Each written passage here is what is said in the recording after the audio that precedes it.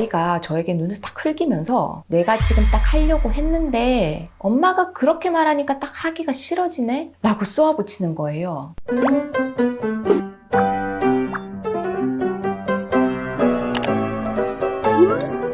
안녕하세요. 어디든 학교의 하유정입니다. 아이 키우는 거 정말 힘드시죠?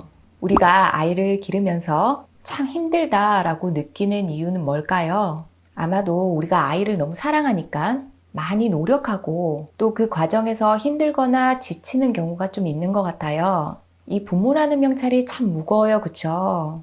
우리가 힘들어도 부모니까 아이를 양육하는 과정에서 꼭 필요한 게 훈육이잖아요. 그런데 이게 우리 부모 입장에서는 분명 훈육이었는데 아이 입장에서는 잔소리로 변질되어 전달되기도 하거든요. 그렇다면 훈육이랑 잔소리 어떻게 구분할 수 있을까요? 기준은요, 크게 두 가지예요. 첫 번째는 감정이 섞이면 잔소리예요. 내가 너 또 이럴 줄 알았어. 공부하라고 했더니 또 카톡이나 하고 있는 거야? 너 커서 뭐가 될지 진짜 걱정이다. 어때요? 진짜 확실히 잔소리 느낌 나죠? 잔소리는요, 부모의 편견과 습관이 만들어낸 감정 표현이에요. 너 또 그럴 줄 알았다고 아이를 부정적으로 단정 짓는 것. 아이에 대한 편견이죠. 상대에게 감정을 표현하는 것도 하나의 말 습관인데요. 방금 한 잔소리에 엄마가 전달하고자 하는 메시지는 진짜 뭐예요? 진짜로 네가 이럴 줄 알았어? 커서 뭐가 될지 진짜 걱정이다? 과연 이거예요? 아니죠. 이제 공부하지 그래 이거잖아요. 그런데 아이는 잔소리 속에 내포된 진짜 메시지를 찾기도 전에 부모님으로부터 부정적인 감정을 먼저 전달받았죠. 그러면 이건 훈육이 아니라 잔소리였던 거예요. 우리 부모와 자식과의 관계는 그리 객관적이지가 못해서 감정을 배제한 훈육을 하기란 참 어려워요. 물론 저도 마찬가지고요. 학교에서 만나는 아이들에게는 큰 소리로 화를 내거나 감정 섞인 훈육을 할 일이 없어요. 하지만 집에서 만나는 그 고작 2명의 아이들에게는 종종 언성이 높아지기도 하거든요. 훈육이 잔소리로 변질되는 순간이죠. 훈육과 잔소리를 구분하는 두 번째 기준. 2번 이상 말하면 잔소리예요. 학부모 상담을 하다가 보면 10번을 말했는데 그 중에 한두 번 할까 말까예요. 이렇게 말씀하시면서 한숨 내쉬는 부모님들 계시거든요. 그런데요, 같은 말을 2번 이상 반복하면 잔소리예요. 우리 부모님들은 아이에게 아니 2번도 적다. 진짜 수시로 여러 차례 반복해서 그렇게 하시는 말 있으시죠? 저는 다 했어? 숙제 다 했어? 다 해가? 했어? 뭐 이런 확인하는 말 정말 많이 하는 것 같아요. 그런데 어느 날 책상 앞에 앉아있는 아이에게 제가 간식을 갖다 주면서 할 거 다 했어? 이제 뭐 해야 해? 이렇게 굉장히 부드럽게 물었는데 아이가 저에게 눈을 탁 흘기면서 내가 지금 딱 하려고 했는데 엄마가 그렇게 말하니까 딱 하기가 싫어지네? 라고 쏘아붙이는 거예요. 제 기분이 어땠겠어요? 엄마가 이 정도도 말 못해? 네, 자꾸 묻지 말라는 거죠. 화는 좀 나지만 아이랑 의논을 했어요. 아이는 엄마가 자기를 자꾸 믿지 못해서 그렇게 자꾸 묻는 것 같으니까 싫다는 거예요. 그럴 수 있죠. 아니 어쩌면 제 깊은 마음속에는 아이가 해야 할 걸 잘 하나? 하는 의심에 그 행동을 확인하고 싶었을 거예요. 그래서 아이와 이 부분에 대해서 의논을 했어요. 저는 아이에게 해야 할 걸 잘 했는지 엄마는 당연히 궁금할 수도 있다는 거, 그런 엄마의 마음을 이해해달라고 했고, 또 저는 자꾸 물어보면 네가 짜증이 나거나 급기야 하기 싫어질 수도 있다는 그 마음을 이해해주고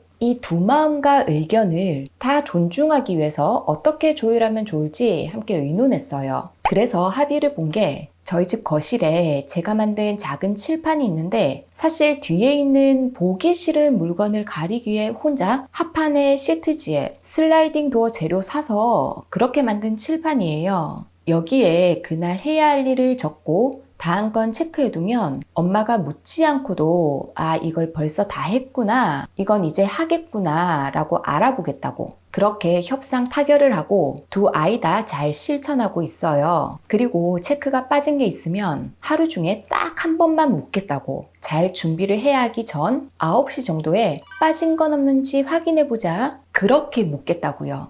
이건 괜찮겠냐고 이렇게 아이들이랑 의논하면서 정했어요. 여러 차례 같은 말을 반복해서 수시로 상기시켜주는 게 최선이 아니기도 한 거예요.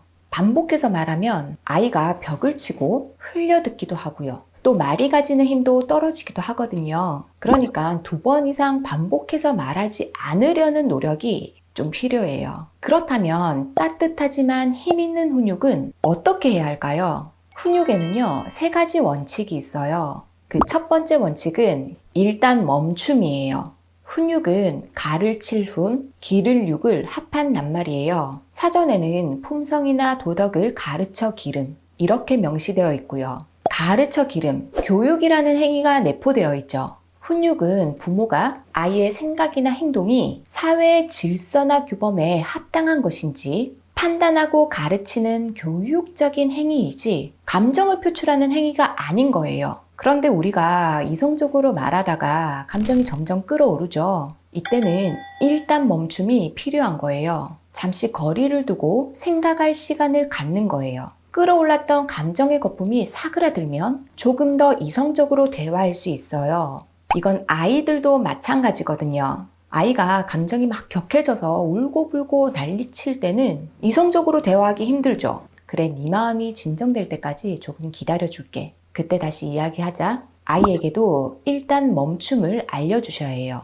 우리가 감정이 막 폭발한 채로 마음의 바닥까지 다 쏟아내고 나면 그 비워진 자리는 무엇이 채워지는지 아세요? 후회와 번민만 가득 차게 돼요. 그러니까 훈육이 목표였지만 감정까지 같이 나오려고 한다면 일단 멈추기.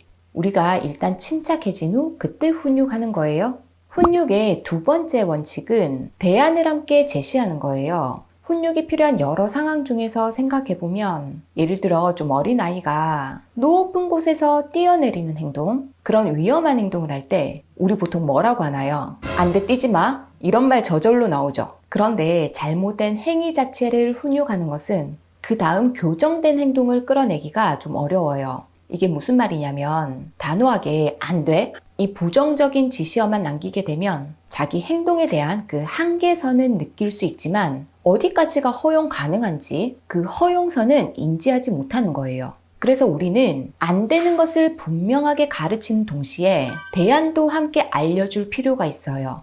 허리보다 높은 곳에서 뛰어내리는 건 정말 위험해. 안 돼. 여기 허리보다 더 낮은 곳, 더 안전한 곳에서 그런 데서 놀자. 이런 느낌. 조금 더 큰 아이에게 훈육을 해야 되는 상황 어떤 게 있을까요? 유튜브를 열심히 보고 있는 아이에게 이제 그만 핸드폰 끌 시간이야. 금지어만 있고 대안이 없죠. 이때는 약속한 시간 다 되었으니까 또 보고 싶은 게 있으면 기억해뒀다가 내일 또 보자. 핸드폰 때문에 훈육을 해야 되는 상황은 최대한 만들지 않으면 좋겠지만 요즘 너무 많은 아이들이 무분별하게 사용하죠. 어쨌든 그 다음 훈육의 3번째 원칙은요. 미래 행동을 제시하는 거예요. 너 또 그러기만 해봐. 혼날 줄 알아? 이런 협박보다는 만약에 똑같은 상황이 또 생기면 어떻게 하면 좋을까? 이런 질문으로 아이가 스스로 미래 행동을 결정하게끔 하는 거예요.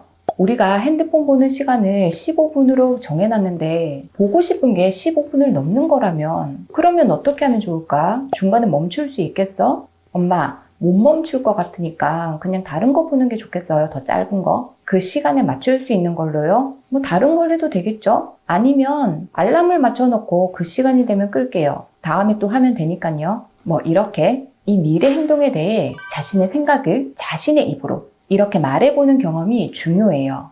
비슷한 갈등 상황은 언제든지 발생할 수 있죠. 그러니까 미래 행동을 결정해보는 경험이 훈육의 마지막 원칙이에요. 우리가 잔소리든 훈육이든 아이에게 좀 통하지 않는다고 판단이 되면 핸드폰 압수, 게임 금지, 쉬는 시간 금지 이런 강책을 써볼까 싶기도 하잖아요. 그런데 부모가 이렇게 강책을 쓰게 되면 아이들은 반칙과 변칙으로 맞서요. 그래서 우리가 훈육, 잔소리, 강책 이런 거 이전에 아이 행동의 원인을 파악하는 것이 먼저여야 돼요. 그러려면 아이의 행동을 평소에 좀 관심 있게 봐줘야 되겠죠. 훈육 그리고 잔소리 다 우리의 말에서 시작하잖아요. 계속해서 우리가 따뜻하고 단호하게 결과적으로 잘 전달할 수 있도록 저도 우리 부모님들도 함께 노력해요. 그럼 저는 다음 영상에서 또 찾아뵙도록 할게요. 안녕!